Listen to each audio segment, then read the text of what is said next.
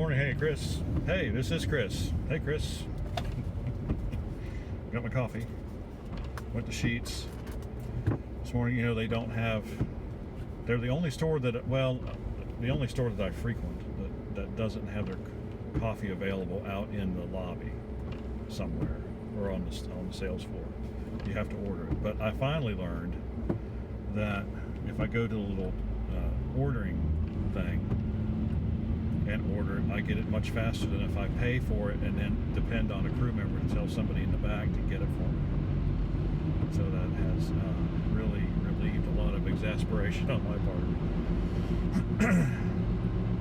COVID-19 update for North Carolina. We have about 20,000 cases. Adding about, on the 7-day rolling average, adding about 550 cases a day, which is a good rate. Still not that many people hospitalized. I don't remember that figure. Around 650 people have died, but around 300 of those were in nursing homes, and so not that their lives are any less valuable, but in the general population then, it's not as bad as it could be. And it's not really bad. Considering it's a pandemic, that's not bad. I mean, we had our restrictions lifted, partially lifted on the 8th, which was a week ago Friday. More restrictions are supposedly going to be lifted this Friday. So we haven't really seen, you know, part of the uptick could be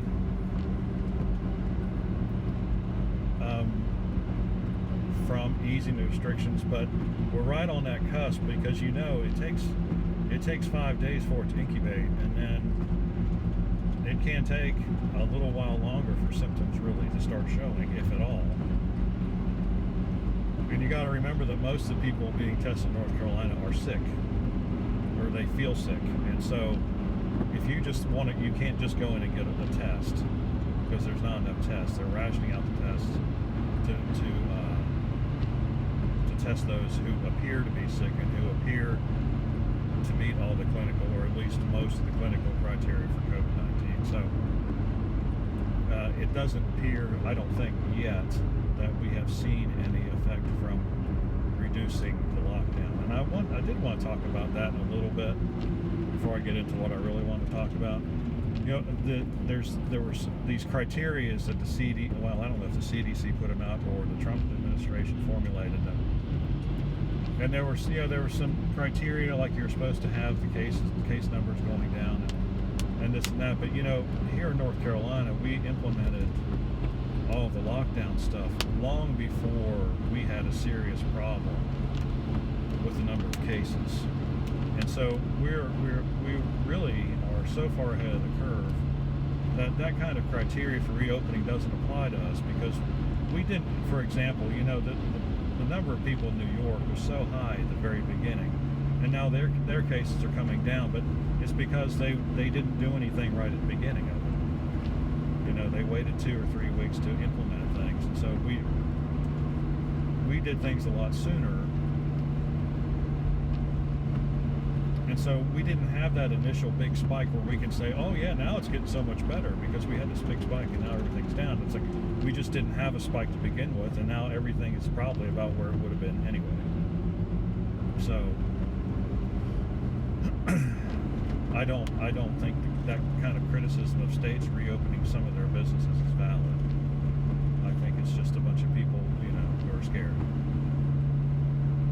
And the media, of course, wants to whip everybody into a frenzy over this every night, and so that's what they do. I want to talk about the Naught value. I was reading a little bit about this yesterday. It's been raining, so I haven't been able to work. And I'm going to be able to work today, but it's not going to be very long. But anyway, so the Naught value,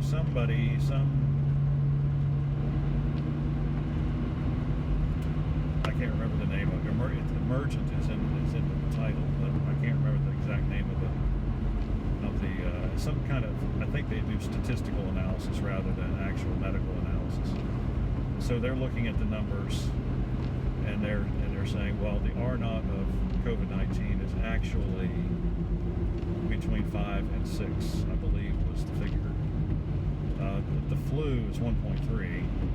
That's a pretty exact figure for, but I guess, pretty much influenza viruses all behave the same way. And so this is a different kind of virus, and so it behaves a different way. And so its R value, the R naught value is between 5 and 6, which at first seems to be like really dreadful, but from what I've been reading, the part of the reason for that is because the virus is so long-lived in the human body. It of course, it can last a couple weeks, 3 weeks. I mean, you're contagious for quite some time, especially if you show symptoms. Now, I'm not sure about asymptomatic people, but if you have symptoms, you are contagious for quite some time. And so it's not like the flu where, it's been a long time since I've had the flu, and so I don't really remember exactly how long I was sick for, but generally a flu is like 2 or 3 days of really feeling like crap, and then after about a week you feel it's kind of like having a cold, except you feel a whole lot worse. But it's kind of that same duration. And so part of the reasons, so that is built into, is what I'm trying to say, that fact is built into the R naught value of COVID-19. And so the deal is then that it's not that it's really more contagious per se, it's just that it's around longer, and so it has more of an opportunity to infect other people. I mean, if COVID-19 only hung around for a week, I'm sure its R naught value would be similar to what a flu is. I know. I'm not a doctor. I don't know. It just makes sense to me. So the R naught value is is much higher than the flu. But still, if you figure, you have it, if you're symptomatic for 3 weeks and you're contagious, and you're contagious, have it for 3 weeks, and the R naught value is 5 to 6, it means during those 3 weeks you're going to infect 5 or 6 people. So it's not like you're just running out and willy-nilly infecting people left and right. It's that it kind of goes back to my point that I don't think it's that easy to get. I think with that kind of R naught value, if it was really, really easy to get, of course the R naught value I guess would be higher, but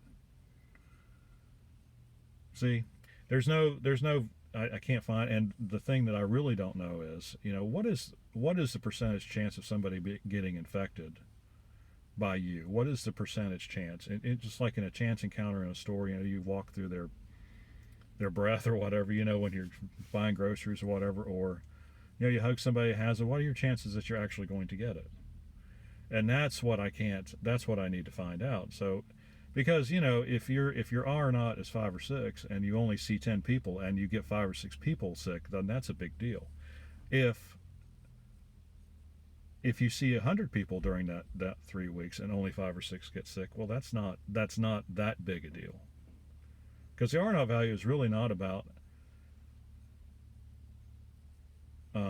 It's really just about the rate of transmission. It's not about anything else, and so it doesn't really tell you anything about the probability of getting people sick or you getting sick. And so, if anybody knows anything, I'd appreciate it if you point me to a website or something that I could look at.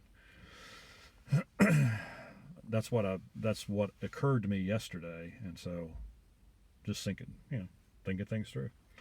All right, if you have any questions or comments, leave them in the section below. Like and subscribe. We appreciate when you do. We'll see you on the next video.